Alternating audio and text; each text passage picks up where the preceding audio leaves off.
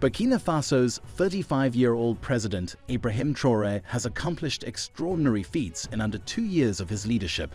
How does his progress stack up against the legacy of long-standing corrupt African leaders? Traoré's fearless and impactful leadership has captured global attention, driving significant changes in Burkina Faso. Consider his bold move to expel the French military from Burkina Faso, or his unprecedented decision to withdraw from ECOWAS and form a confederation with Mali and Niger. What drives a leader to make such transformative decisions? These actions challenge the status quo of regional organizations and signal a new era for Burkina Faso. What implications do these decisions have for the future of the region? Before proceeding further in the video, subscribe to the African Web channel and ring the bell icon to stay updated on the latest developments. The leadership of Burkina Faso's president, IBRAHIM Traoré, is incredibly strong. His recent statements have really shaken up Western countries and ECOWAS. President Traoré revealed plans to build the strongest army in the region, teaming up with Mali and Niger.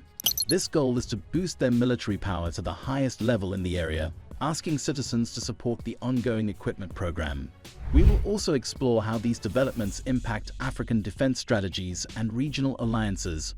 Traoré expressed frustration with longtime allies, accusing them of using Burkina Faso's resources without giving necessary help. He highlighted the dedication of his people, saying, "It's you who pay for this. We will continue to stand united with our people to lead this fight." He also thanked allies who provided crucial equipment on deferred payment terms, helping them get ready. Traoré warned against enemy tactics, vividly describing attempts to scare and control them, and declared that such intimidation would fail. Traoré did not hold back when addressing the challenges posed by certain powers hindering their access to essential equipment. He strongly condemned the exploitation of Burkina Faso's mineral resources and firmly asserted their right to control these assets. Traoré promised to cancel mining permits for those taking advantage of their resources, vowing to use these reserves to advance their own country. He reassured the public with his plans and strategic readiness, showing confidence in their ability to face the looming threats. With a forward-looking approach to overcoming new challenges, he remained hopeful about defeating terrorism both in Burkina Faso and across the Sahel region. Just days after the summit in Niger with Mali and Niger, where Mali's Assimi Goïta was elected to lead, Traoré made some startling revelations. In his passionate speech at the summit, lasting over 10 minutes, Traoré exposed the ongoing exploitation of Africa by imperial powers. He highlighted the continent's enduring suffering at the hands of these imperialists, who continue to see Africa as nothing more than a source of resources for their own gain. Traoré argued that outside powers are still claiming African lands and resources, holding on to a colonial mindset that's stuck in the past. Even though African countries gained independence in the 1960s, Traoré said many local leaders ended up being nothing more than puppets for these foreign powers, continuing a cycle of exploitation. He called these leaders slaves of the Salon, accusing them of helping their old colonial masters by robbing their own people for outside benefit. Traoré was fired up as he spoke, showing deep frustration and anger towards these so-called slaves of the Salon. He described them as lacking dignity and willing to betray their own people for their masters. His speech highlighted a long history of betrayal since independence, suggesting that Africa's rich resources are being used to benefit foreign powers while local people remain in poverty. He gave examples of how valuable resources like uranium and gold are taken from Africa to light up far-off cities, while local areas stay dark and underdeveloped. Traoré painted a vivid picture of how these resources are exploited and neglected. His passionate plea for African nations to unite and break free from the cycle of exploitation was clear. He called for a determined push for self-control and sovereignty, urging all African countries to stand together and reclaim their own futures.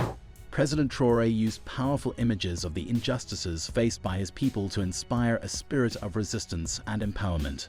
He urged his fellow citizens to rise up and challenge the status quo for a better future. In his passionate speech, Traoré focused on resistance and defiance, recounting a critical moment when they decided to break free from the manipulative control of certain individuals. He described how these manipulative figures used a polymer chain as a metaphor for their attempt to control the leaders of Africa. Traoré detailed how these manipulative Sahan slaves tried to lure them into joining an elite group entrenched in this harmful system. However, Traoré and his allies firmly rejected this offer, facing strong opposition and hostility as a result. He revealed that mercenaries, agitators, and propagandists were sent to the Sahel region to spread fear and chaos. Despite these attacks, he highlighted the resilience and awareness of the Sahelian people, who saw through the deceit and manipulation of their oppressors. Their struggle was not just for themselves but for future generations, a unified effort against external control and imposition.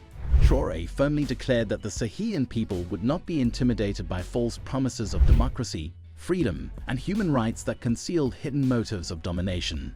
He condemned the imposition of foreign values and systems on their society by those who sought to maintain their power through trickery and coercion.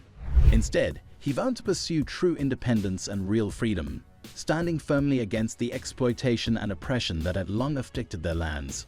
The speech concluded with a strong message of unity and resistance, marking a key moment on June 26, 2023, when Niger decided to break away from manipulation and oppression. The people came together against their oppressors, ready to tackle any challenges that came their way in their pursuit of true freedom and self-determination. President Traoré stressed the importance of the decision made to establish the Alliance of Sahel States, AES, on September 16, 2023, calling it a crucial step in their shared defense strategy. He highlighted the need to broaden the AES role to cover not just defense, but also finance, economy, infrastructure, health, and education. President Traoré highlighted how this moment will shape the future of the AES, Africa, and the world. He ended his speech by calling for divine guidance and protection for everyone involved, stressing the critical need to prioritize the well-being of the people. What do you think about the formation of the AES and its potential impact on Africa? How will these changes affect global dynamics? We'd love to hear your thoughts.